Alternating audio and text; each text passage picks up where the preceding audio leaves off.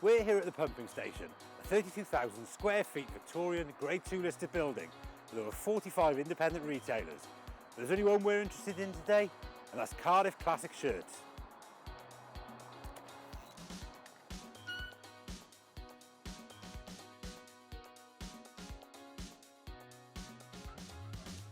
We're with Dan from Cardiff Classic Shirts in his new shop here at the pumping station.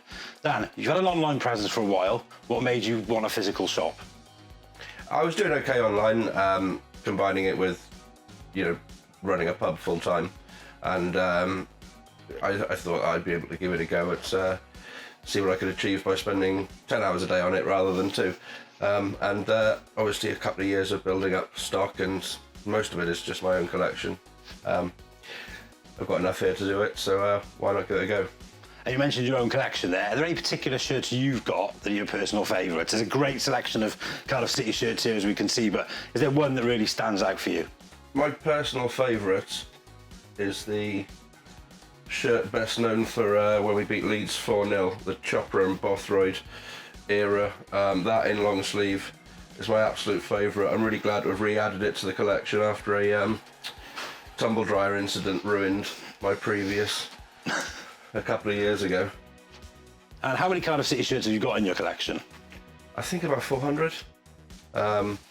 That was at last count, and that was a little while ago though. Maybe closer to 5 now, but hopefully a few people come in and buy some, and then I can buy some more. Are there any Cardiff shirts you really want to add to your collection?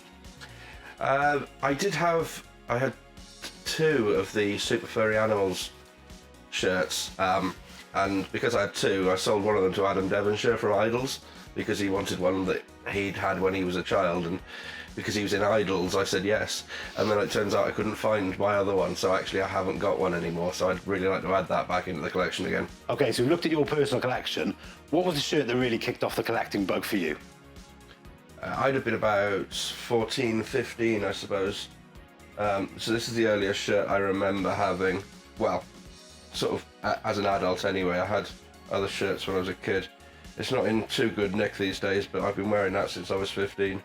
Yeah, one of those awful people who got their name on the back of the shirt. On the back, yeah. Yeah. And are there any shirts in the shop what's your personal favourite shirt you've got in the shop? My personal favourite does have to be the Gareth Bale match one at the moment.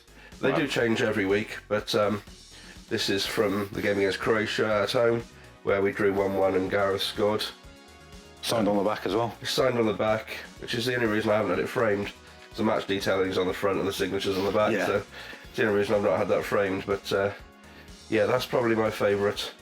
So Dan, you've got over 4,000 shirts here. Are there any plans for a website in the future? Yeah, I'd really like to get a website done. I've not had the time to do that. I've been concentrating everything on getting this physical premises open, but now I've got a little bit more time, and now I am spending, my entire working week on it. Then, yeah, absolutely, I'll be putting something together as soon as I can, really. And you opened on Saturday. How's business been since then? Yeah, really good. A lot of people from the football shirt community on Twitter have come down, and it's nice to shake some hands and meet some people that you've been talking to online for years. Yeah.